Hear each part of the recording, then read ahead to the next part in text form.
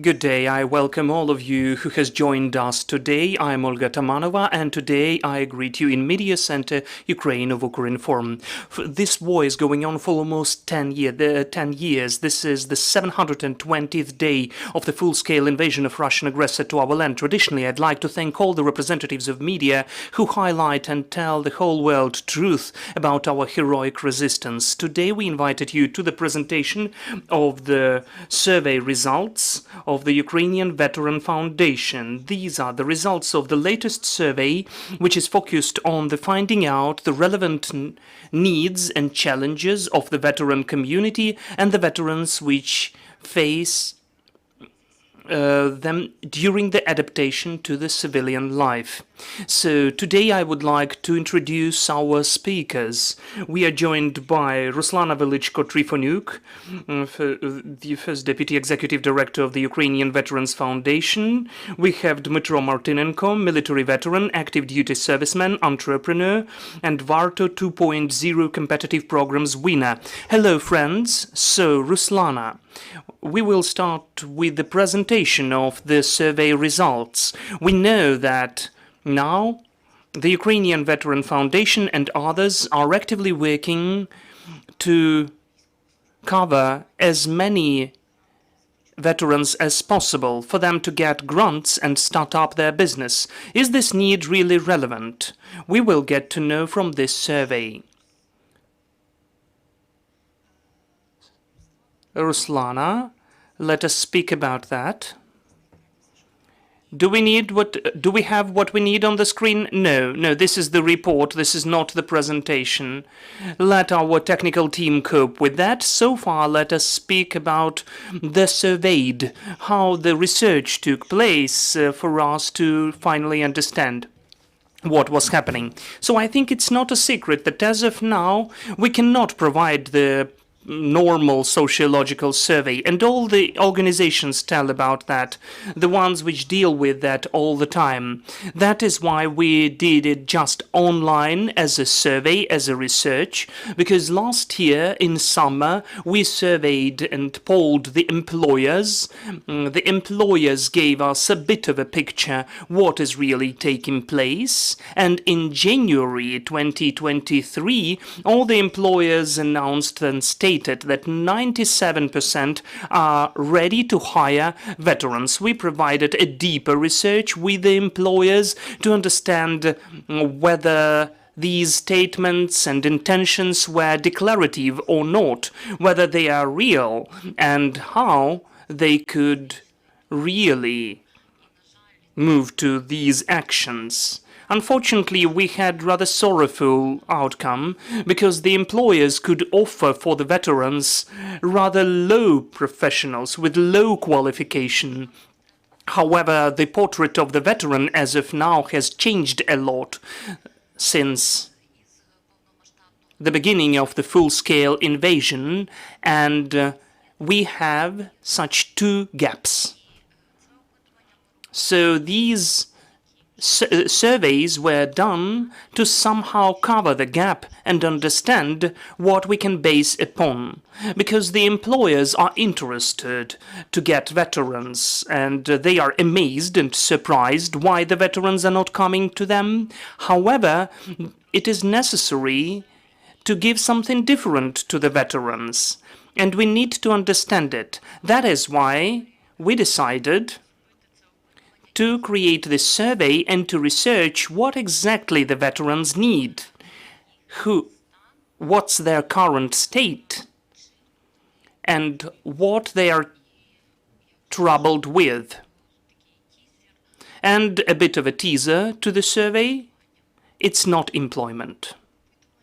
So the survey was done among the veterans, right? Or did you do that among the active servicemen? Because it's important to understand. Yes, the survey was conducted both among the veterans. However, I'd like to emphasize that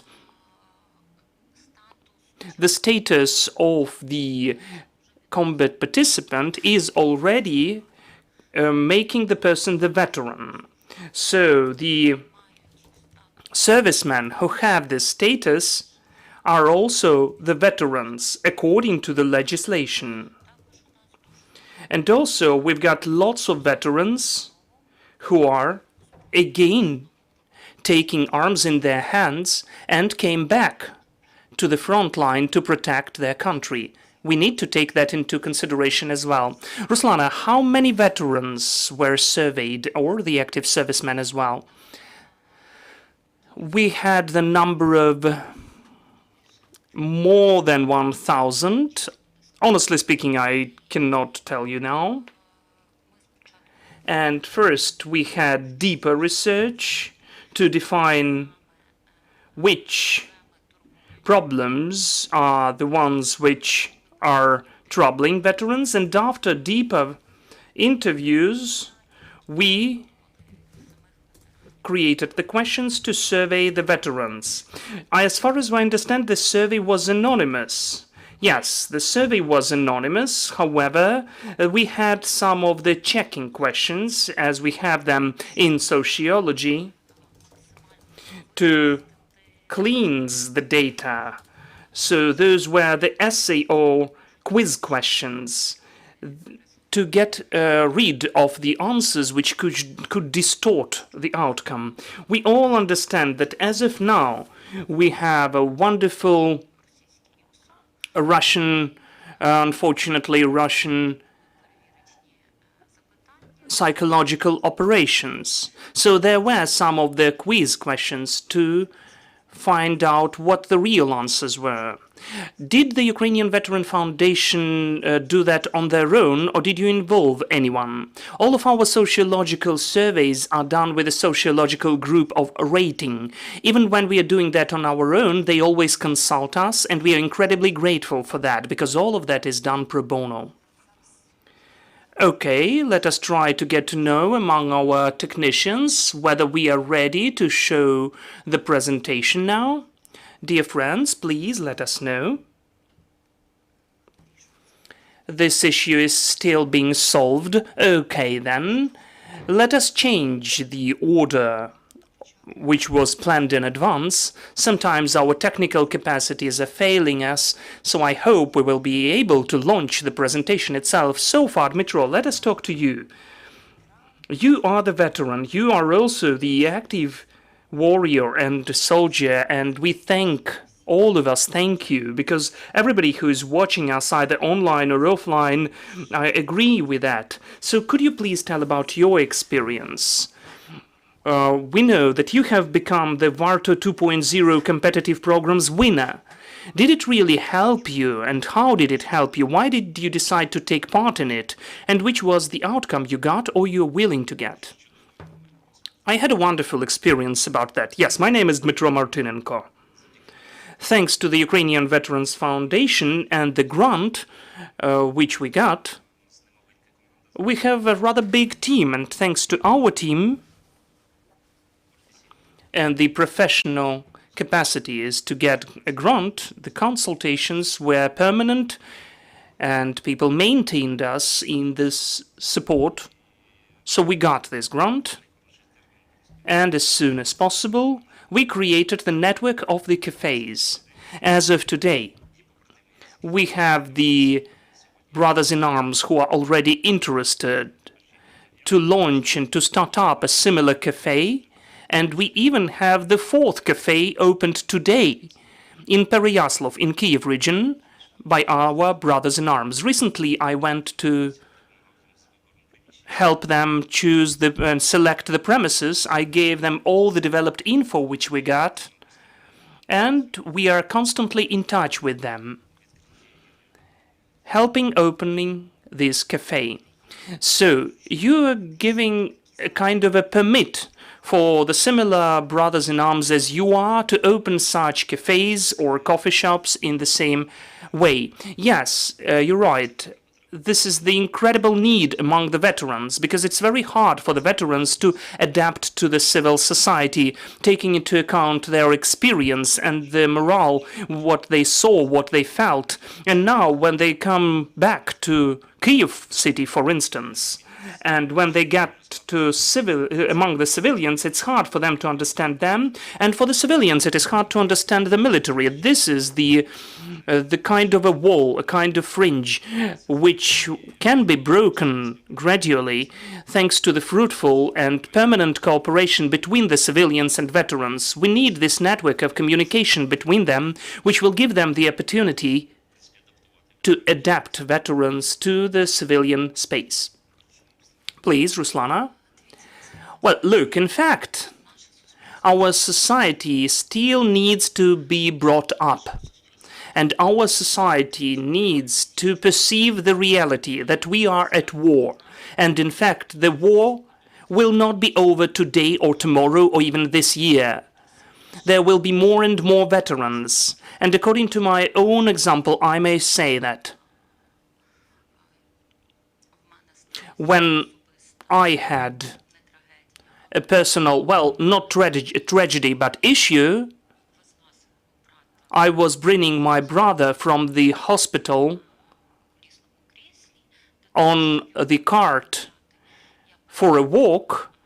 I wanted to cross the road, and I didn't have enough time for that. So, as he is the man, I had to totally turn the cart, and I heard the signals of the cars. So these declarative data, these data where they say and write and tell us about, still they have to be measured by actions. Still they have to be measured by deeds. Because our society, I do understand that this is easier psychologically to believe for the better, to believe that the war is over soon, to believe that everything is okay. However, we have what we have. And the further the war goes on, and all the sociological surveys show that, the less is the respect to the veterans. For instance, in the end of last year, we had a sociological survey with a group of rating, and whatever it may seem weird, but in the west of Ukraine, we had the lowest respect to the veterans, and at the east and north we had the highest level of respect, because they perceive the veterans as defenders, but when they come back, they become an issue. Ruslana, we are ready to speak in more details. Later we will go on with our conversation with Dmytro. Let us now see the presentation, and we can start the presentation. And let us now speak about employment of the veterans still. We surveyed, in fact, our research is divided into 3 groups. And as of now, let me tell you about the veterans who are not active duty servicemen in the defense forces of Ukraine. We have such veterans as well, and because of certain issues with health, they are not at service now. Thus, you can see at slide 1 what's your current sphere of activity and the number of unemployed. Let me remind you now the fact that 97% of employers would really be happy to hire veterans. So those are 2 parallel realities which do not coincide.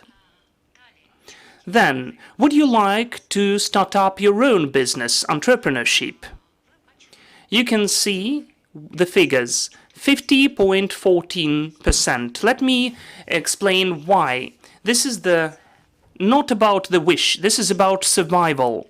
Because when you get to get a job and you're offered only some insufficient salary, or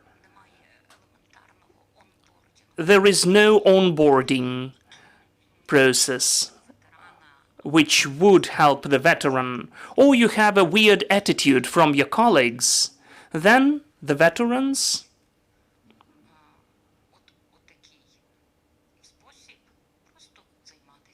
get this way, just to start up their own work.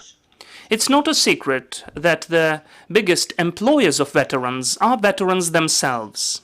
And also I'd like to mention that there was not a single time when we would hear from the veterans about any of the tax discounts or any of the tax preferences. We always hear only, just let us do our own business.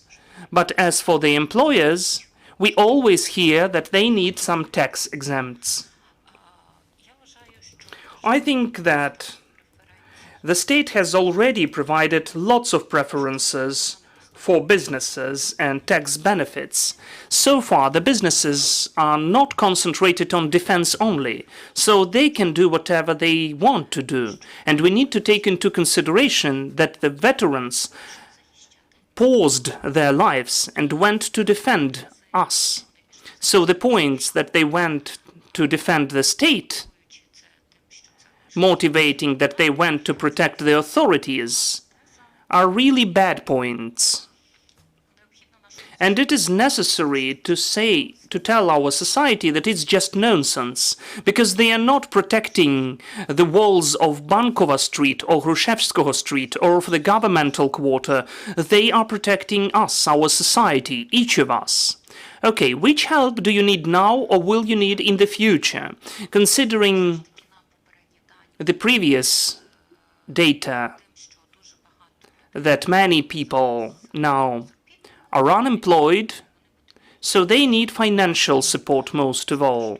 Employment as well, and also strengthening their health and mental, psychological support. That is obvious and comprehensible, because we need to consider that the veterans are losing their health protecting us. Because to live in the trenches month after month cannot just pass like that. Maybe it would be a weird revelation, as it was revealed to me, but as the guys told, when our feet were frozen, we just had to dig them into the land, into the earth. Just imagine this reality. Then, which recovery services would you like to get in 2024? As of now, everybody says that it could be a sanatorium resort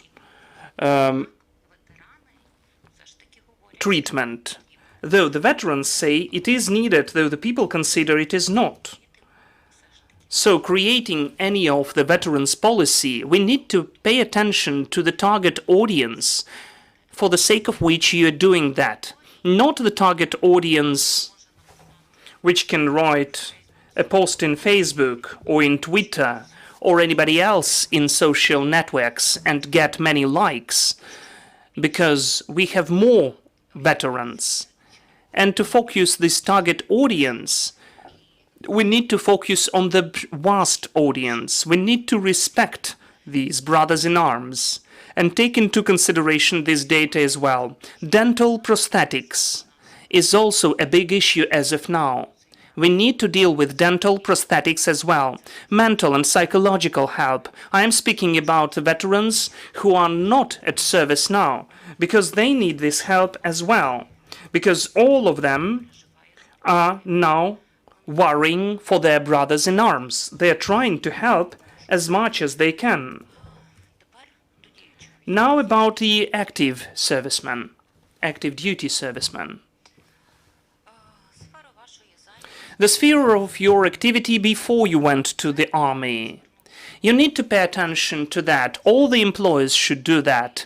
Who the military were, who now are the veterans, before they went to service, and why they don't want to agree for the vacancies of a tractor driver and so on. Because, sorry, however, in fact,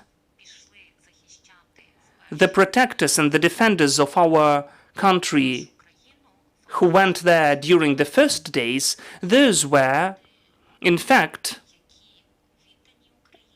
the people who are committed to Ukraine, who have honor and consciousness, and who have lots of high values. Which professional skills did you gain during the military service? Somehow these professional skills are scary for the employers, but we need to search for talents among the employees, and we need to know how to use these talents. The point that the veterans are coming back with leadership qualities is incredibly cool, because as of now, a huge issue, and this is the world tendency, is the crisis at the job market, that we have this lack of managers of the middle, in fact, level. Because the middle level managers are the ones who keep the whole operational work. That is why they really know how to use document turnover, is it true, reports, and so on. Which recovery services would you like to get in 2024?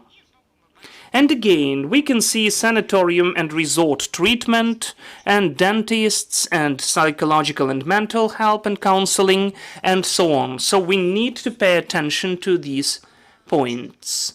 Do you plan to come back to your job or training after demobilization? Yes is the majority, thanks God. It's hard to answer, is about 30%. Those are the ones who so far do not know and do not understand what to do. And also, I would really like to stress among our previous researchers, when the veterans answered, the majority of them during their service were already retired. And it is already banned, prohibited by the legislation. So would you like to do your own business or to become a start-upper after demobilization? We can again see this hopelessness because they do not find the place in the society. So they would like to do something of their own. And 16% say that they would prefer to be a hired employee. 11% said that they already have their own business. So the employers should pay attention to that as well. Because the veterans and the active duty servicemen now are of really high qualification. And they have really cool skills. In your opinion, which complications you personally have to face after the end of the war and after you come back to the civil life? Problems with their health. Lack of understanding from the society. Please pay attention. Lack of understanding from the society. Those are our declarative wishes and what we say now. Yes, we do respect veterans. Yes, we do respect the servicemen. Yes, we do respect everybody. The servicemen for you are just now answering that more than 60% do not respect. I don't speak personally to any of you. I'm speaking to the society. So retraining or re-qualification for the veterans, because we all understand that while the veterans are at war, while they are protecting us, they don't have an opportunity to study, to work, to develop our career, how we do or how we train and study. Do you see your professional future in Ukraine? No, definitely 4%. That is a scary figure, an indicator. Rather no than yes, 12%. That is scary as well. Just imagine the people who went to protect our motherland on their own, who are now protecting us, after the end of the war, they do not see their future in Ukraine. In your opinion, what's the option of professional development will be chosen by the veterans in the civilian life? 7% would like to go on with their military service. 14% would like to get a different qualification and to work as a hired employee. 15%, almost 16%, employment abroad. People who, as of now, risk their lives every day, people who understand perfectly that their every day can be the last one, they would like to find job abroad. That's a tragedy. 27% would like to come back to their previous job, and 30% the development of their own business. And now let's move to the hardest. This is about the skills. Here's what we need now, the hardest. According to your opinion, which obstacles in employment could the veterans face in the civilian life? Many people now say that it is very hard to hire the veteran because they got used to the very nice salary and so on. But what can we see? Mental state of health. This is about the active duty serviceman. The mental health state, 71%.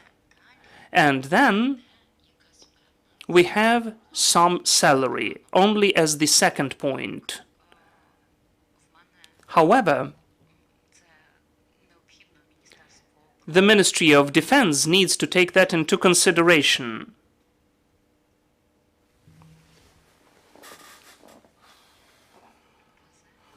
What do they do now if the people, the active duty servicemen, are saying that for them the mental health is still the point which is an obstacle, not money? Do you have the information about the state programs training and retraining of veterans? No, I do not. I don't know anything about such programs. 67%. So we need to understand that we have to work not only for the state with our information policy, but for the veterans as well. Because this figure is scary as well. Just imagine people understanding that when they come back to the civilian life, they don't know that there is such retraining, that they can train and study, that there are certain programs. So here we need to fully change the information policy. What do you think, which conditions are necessary to provide while training or retraining of veterans? The worthy salary or stipend during the training, because many employers, and I heard it for multiple times, for instance, they say that to train and to work at drones we need 9 months. Very often I had to convince them that so as to train to work with other drones, with the strike drones, for instance, how much time did you need for that? That's the scary question. Instantly, you had to do that. So, the guaranteed employment. This is also that every big company and state entrepreneurs have to implement it, not after the victory, but instantly. They have to implement how they would bring the veterans back and what they will do with them. If they send them for training, they need to guarantee employment, a job. The expansion of training and retraining spheres, because recently I was looking through the data, what the employment centers are training for our veterans. For instance, driving courses. Just usual vehicles, the cars, not even transportation, just vehicles, driving. So maybe it is necessary to offer the people the really wide spectrum of all the opportunities as they are in the state. So why is it done like this? Maybe it is easier to offer the driving courses than to get into trouble with something else. Then, the centers on training services which should be closer in the regions of permanent residence. So it turns out that the veterans do not know that the employment centers exist in each city and town. It's also an issue. How do you assess the efficiency of the activity of line state institutions which need to help professional and career development of veterans in the civilian life? Definitely efficient, 3%. Definitely not efficient, 25%. More inefficient is 29%. I think that out of the previous data, what I told you already, this figure is not surprising for you. Then, according to your opinion, what is necessary to improve in the work of line state institutions which have to help professional and career growth of veterans in the civilian life? To decrease bureaucracy. Because not every person is capable to live through all of those bureaucratic processes. I name them just throwing the hot potato. When the veteran is coming to you and you say, oh, you should go there. And they say, oh, you should go there. Right? Yes, it happens. So we need to make all of that under one umbrella, where the veteran is coming and then he or she is given all the services and all the opportunities. Focus on the needs of the veterans, 64%. So we develop certain programs for the professional and career growth of veterans in the civilian life, which the veterans do not need. And then we are surprised why they do not need it. But we did not ask them what they need. Maybe we should. So, the implementation of high-quality services. This is what tells us about the low level of service. And I heard for more than once from the veterans who I'm communicating with from dawn till late night, how satisfied they are with the service when they come, for instance, to any state institution. Expansion of opportunities of services and vacancies of educational and training programs. We need to understand that the world is being developed. And it's also necessary for us to develop.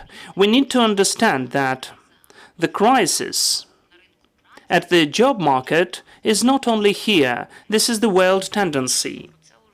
And more than one research was done about that. Somehow we need to adapt ourselves to that. What was already mentioned in more than one research, everybody is asking for digitalization of services. No one wants to face this bureaucracy, and no one wants having such an attitude towards the veterans to communicate with the people.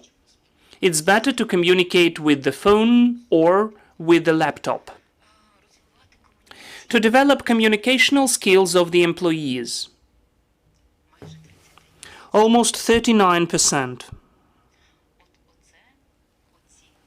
This is the assessment of all of our employees of state institutions. How they communicate with the veterans. Not what they declare, but what is the real picture.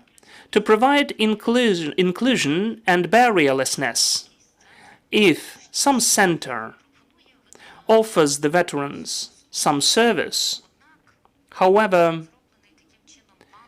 the ramp is done in such a way that you are not even capable to get into the premises. I think even the tractor would be not capable to get there because it's vertical. It is a huge issue. We all heard about the military commission when you have to climb the 4th floor and so on. We need to pay attention to that. And also we need to be really quick and rapid with our work. Which solutions do we offer? We need to change the model of the current information cooperation and interaction with veterans and active duty servicemen with the strengthening of the inclusive component while spreading and disseminating information products which are created for the veterans. Every time when we, for instance, in the Ukrainian Veterans Foundation, when we create some information campaign, first we need to survey not the veterans we know personally, but all of them, overall. And we focus on their opinion, not the veterans who collect likes in the social media, but the veterans who are living in the villages, in the settlements, and so on. It is so important. The decrease of bureaucratic component and implementation of high-quality service.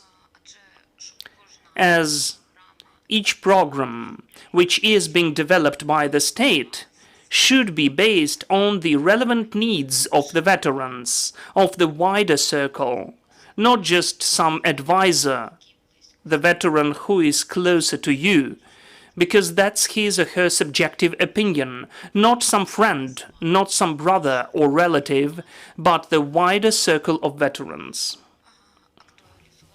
Make the work on optimization both of the current and new programs of training and retraining more relevant, with an objective to make the conditions of the programs closer to the real needs and individual opportunities of the veterans. That is again about the driving courses which I mentioned above, because when you're coming to the driving courses, it's obvious that at least you can get the driver's license or something like that. But it is necessary for the veterans to get some other courses. They need different ones. They need management courses, time management courses, and so on. The same what we need. And the state has to offer that, and that's what the state has to promote. The state has to change its educational policy, considering that we will have so many and much more veterans. And also, according to the opinion of the vast majority of veterans now and in the nearest future, they will need such types of assistance, financial support and health support. I think it's obvious that all of that is interconnected, because to strengthen your health, you need money. We all understand that there cannot be free healthcare. So you can download this research using the QR code. A bit more is described there. And as of now, thank you for listening. Thank you, Ruslana.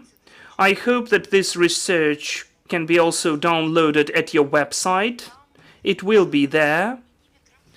And I would instantly like to ask you about this, what the state has to do.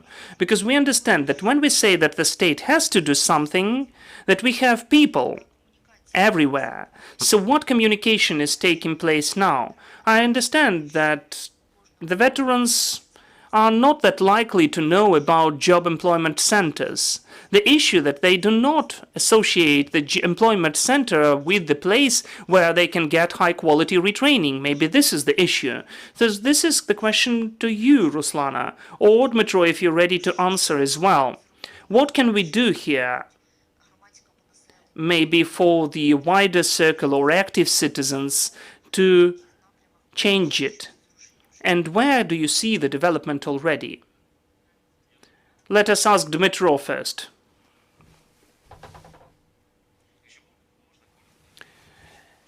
In a nutshell, as far as I understand, the viewers can be different, as well as the active duty servicemen who have certain distrust to such events and people with my status. I was the serviceman during 2012-2013. In 12-14, I took part in Donetsk region combats, then in Lugansk region for half a year, and took part in the combats since the beginning of the full-scale invasion. Just before that, we developed the plan with my brothers in arms of resistance, at least at our low level, to repel the armed aggression from Russian Federation. So during the first 3 months, I was working and fighting at my own expense. Still, we didn't get any reimbursement, but it's okay. We can cope with that. We got the machine guns in the police, and we worked with those guns. As for the employment sense, the job employment centers have launched a good program, an initiative for people with disabilities. It is a bit of a different sphere, but we lack communication. Communication with the veterans, with people with disabilities, and with the participants of combats. They don't know about the existence of such programs. Now the employment centers are coming to public organizations and charitable foundations, working with them. But the majority of charitable foundations are now some businesses, which we do not understand. They are created for their own earnings. I can only offer, because I'm the head of the department of Kiev Union of Veterans, and we are working on that for more than 4 years. I know a lot about that. Today we began the cooperation with the employment center. They had to sign a memorandum with us. They show some interest, but I didn't see them insisting or active actions about that. So we have the programs, but they are not working. Together with my staff at my level, we'll try to disseminate the information among the brothers in arms who are in other cities, in our district where we are working. But this is the tiny level. We need more advertisement and communication with the people who need this support and help. But mostly the people who are now at combat, I would even separate the participants of the combats who are now in the rear, though I wouldn't like to, in fact, offend them, but the acknowledgement and understanding of the combats and understanding of the people who are at the front line is similar to the one among the veterans and the civilians. Dmytro, you registered your business. We are speaking a lot about bureaucracy today. Is it the problematic way for our veterans, the warriors? Or everything is working there already?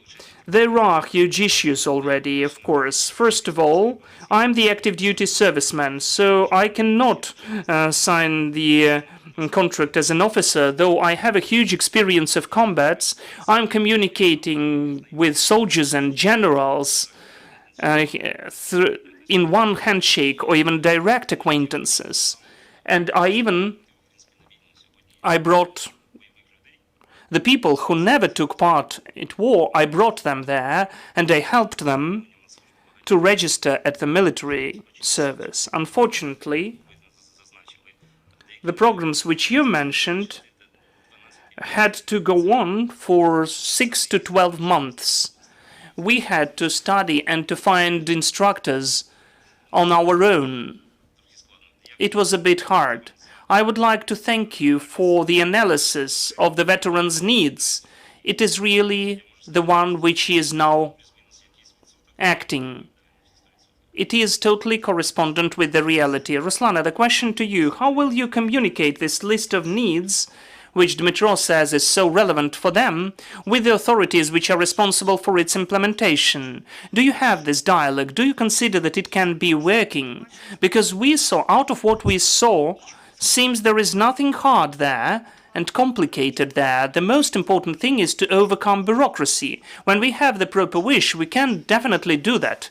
Do you plan any of the steps, and do you understand the way how we can influence them? Look, as of bureaucracy, we are fighting bureaucracy with bureaucracy. If I need some legislative authority and to send this research to, honestly, I am just sending that in a bureaucratic way to get the proper response. And also, we are going to the committees where we present it, we are going to different events where we collect meetings, and we also present all of that. We also launch information campaigns. In August, we had the first sociological survey where we measured attitude towards the veterans, because we used to measure attitude towards the armed forces only, and the veterans and the armed forces are different, and the attitude can be totally different because of the psychology and personal protection. So 30% of the citizens, and it took place after Bucha, said that the veterans are associated with the veterans of the World War II. So we decided to impact the whole country. We went to the front line where we made pictures of the active duty servicemen. We put the billboards all over Ukraine with the message that yes, I am the veteran and I'm protecting again.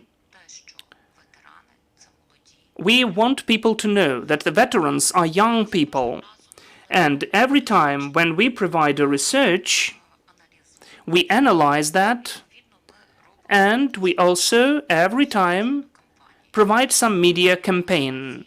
As of now, we have a media campaign which has the name of The Way of the Veteran, where we plan, together with the other authorities, the development of the map of the way of the veteran, where we'll document, in fact, and when we issue that in the Territorial Military Commission, for the veteran to know what opportunities he or she has, where to get to, and so on. Also, the Ukrainian Foundation has legal counseling. In fact, we're a bit out of time with those legal assistance, so we apologize in advance, because those are individual written consultations. Because when you speak on the phone, you will forget about that in half an hour. But when you write exactly what you need, then when you get help how to fill in the application, then it will be working. So this is how we are helping as well. We have the crisis hotlines of support where we provide help as well. And further on, we also expand the foundation with the help of our international partners, still to try to solve these issues with the veterans. The previous presentation on employers, when we had our common meeting with the employment centers, was shown as well and sent out to them. And this presentation will be also shown everywhere. This is how we interact with them. Dear colleagues, I would like to join you to the conversation. If you've got comments or questions or any reflections, please, the floor is yours. There are no questions left. I scared people off. I think that there is lots of food for contemplation for all of us, so the questions will emerge later. Dmytro, I would also like to ask you, how many people are employed now among the veterans now? Unfortunately, as of the veterans, let me mention again, I'm dealing with a public organization. We have a huge staff. We involved more than 100 volunteers. those are mothers or just wives or just civilians who are helping the front line. So in our organization, there are lots of participants of combats who I know since 2014. The situation is that the majority of the guys who are coming back with disability, unfortunately, are coming back to the civilian life in this state. The answer is that I'd like to relax for half a year, not to do anything, not to hear anything, just to do my daily affairs. And in the future, they will need to find some resource, financial resource, and to find something to do, because it will be very hard for them to adapt to the life, let alone civilian life. Your most important top 3 of the problems we need to solve as a society. Just now? Well, I would say first and foremost. Well, the statistical data which you showed is really relevant. You can take it and work with it. That is really, I confirm that. Maybe in the comments, you can also see the comments from the veterans, and they can confirm my opinion, for it not to be just without any confirmation and substantiation. For the veterans who are coming back now, they really need now some of the sanatorium and resort treatment to stay at some light situation and to do whatever they want to do. The only point is that we need to separate the families of the deceased. They should be united. And, for instance, we should separate them from the families with the survivors. And also, those resorts cannot be common for the veterans and civilians. Those should be some sanatorium and resort bases for veterans only, where they would be able to relax, to communicate with each other, to be in the calm and quiet situation. It's highly desirable for it to be at the Western Ukraine. As far as I know, they don't have curfew there as well. Well, for me, this perception is different. They don't have curfew, so the person should feel calm and quiet, and then come back home and think about the work. We can also involve the experts about the consultations on professional work, on the selection of profession or training. All of that can be united, and it would be really cute. They would be in the same focus. I thank you for your opinion. The last words, please. And also, the Ukrainian Veterans Foundation last year has had, with the Ukrainian Catholic University, the course on the reintegration of the veteran. It is very popular and easily telling us about the cause and effect, what is happening with the person. It's very important to understand what is happening with the person when he or she comes back, what they lived through. And also, they have the consultations about how we could select the career path. If you'd like to become a sole proprietor, you will face this and that. If you'd like to get to the public organization, this and that. If you'd like to find a job, this and that. This is how you write a CV, and so on and so forth. And also, I would like maybe to mention and to confirm the words of Dmytro that all of that should be separate. At the very simple example, just imagine the veteran is coming back. And yes, it's not a secret for us, though somehow the society says that you can come back only because of disability. Yes, it is true just now, only through the disability. So this is the current situation, because the country is in such a situation. And just imagine when in the educational institution someone is sitting of 40 years old, getting the second education because there are reasons for that, because then you can have a delay from mobilization, and there is a veteran with a disability sitting there. How can that be? This is the real example from the real life. Thank you. Unfortunately, this is the end of this event as of now. I would like to thank you for the interest to this topic, and of course I'd like to say that all of us should find strength to look at the courses, to look into the courses and to understand better and to help the people who chose this way to protect us in our life. So I thank you, I thank all the security and defense forces, thanks to whom we can conduct such events. We are working on for our victory. Glory to Ukraine, glory to the heroes.